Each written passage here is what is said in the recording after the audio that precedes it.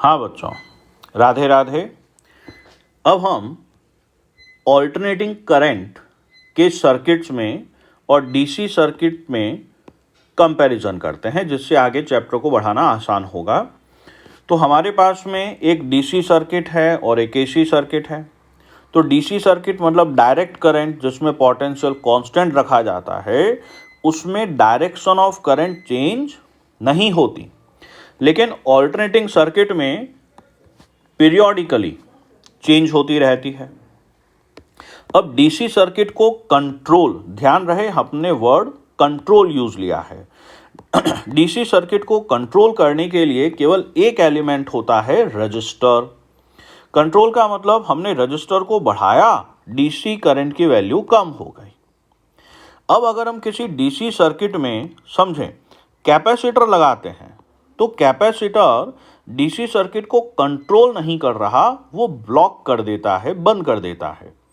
इसी तरह से अगर हम डीसी सर्किट में एक कॉइल लगा दें, इंडक्टर, तो वो भी कंट्रोल नहीं कर रहा।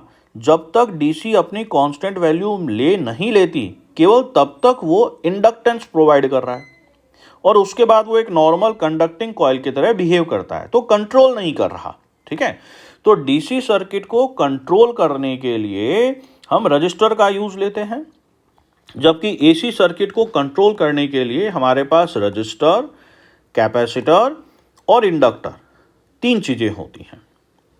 अब हम बात करें phase between potential and current. तो डीसी सर्किट में पोटेंशियल और करंट के बीच फेज जीरो होता है। इस जीरो फेज का मतलब कि डीसी सर्किट में करंट और पोटेंशियल दोनों ही अपनी मैक्सिमम वैल्यू या अपनी मिनिमम वैल्यू को एक साथ अचीव करते हैं। कहने का मतलब जिस वक्त सर्किट में करंट मैक्सिमम होगा डीसी सर्किट में, उसी समय पोटेंशियल भी मैक्सिमम होगा। जिस वक्त करंट जीरो, उस वक्त पोटेंशियल भी जीरो। अब बात करें ऑल्टरनेटिंग करंट की, तो इसमें ऐसा नहीं होता है। इसमें ये फेज जीरो, पॉजिटिव या नेगेटिव कुछ भी हो सकता है, डिपेंड करता है कि उस एसी सर्किट में कंपोनेंट्स क्या हैं। अब हम बात कर रहे हैं obstacle in the flow of current. DC circuit में ऑब्स्टिकल को पोटेंशियल और करंट के रेशियो से बताते हैं। ठीक है, अगर कम करंट के लिए ज़्यादा पोटेंशियल लगाना पड़ रहा है तो ऑब्स्टिकल ज़्यादा है, और डीसी सर्किट के लिए हम पर्टिकुलर एक नाम ले लेते हैं, रेजिस्टेंस, लेकिन यहां पर मैं उसको ऑब्स्टिकल कहना चाहूंगा।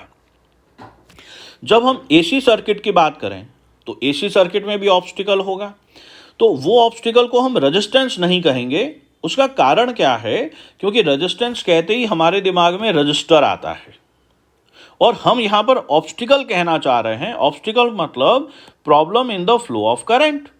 वो कैपेसिटर भी हो सकता है, वो इंडक्टर भी हो सकता है। तो इसके लिए हम यहाँ पे रेशियो तो वही पोटेंशियल और करंट का देंगे अलॉन्ग विथ फेज डिफरेंस, लेकिन अब इसको हम नाम देते हैं इम्पीडेंस।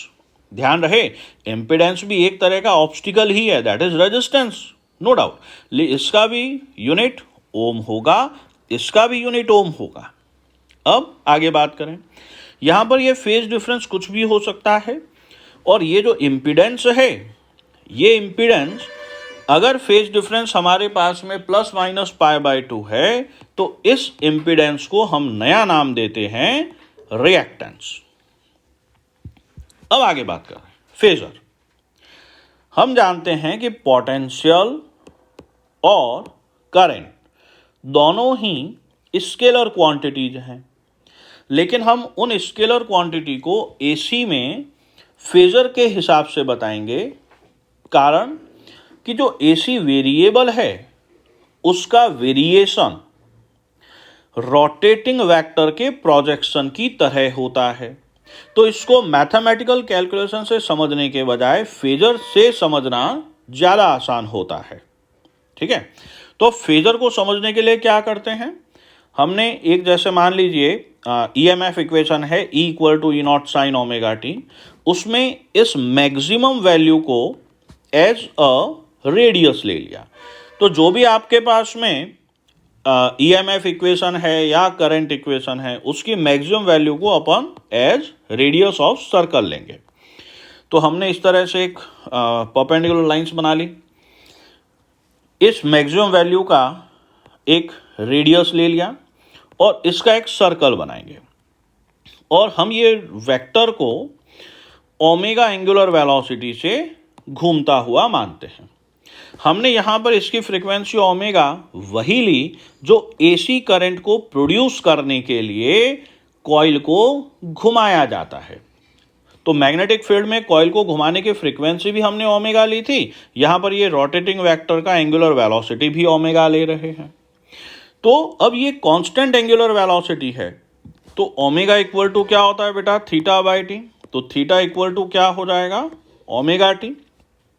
ठीक है, तो ये टी इक्वल टू 0 पर यहाँ पर था, टाइम टी पर ये यहाँ पर आ जाएगा, तो ये एंगल हमारे पास ओमेगा टी हुआ।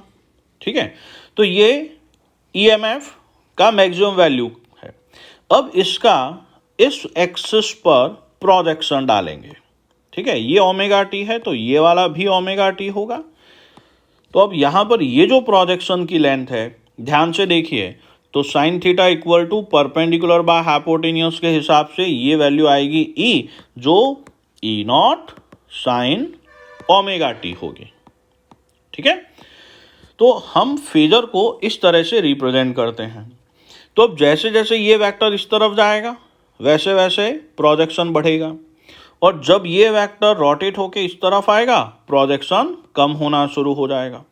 ठीक है, अब हम बात करें किसी भी एसी सर्किट को, भले वो रेजिस्टिव हो, इंडक्टिव हो, कैपेसिटिव हो या एलसीआर सर्किट हो, किसी भी एसी सर्किट को स्टडी करने के लिए हमें इन पॉइंट्स को देखना होगा।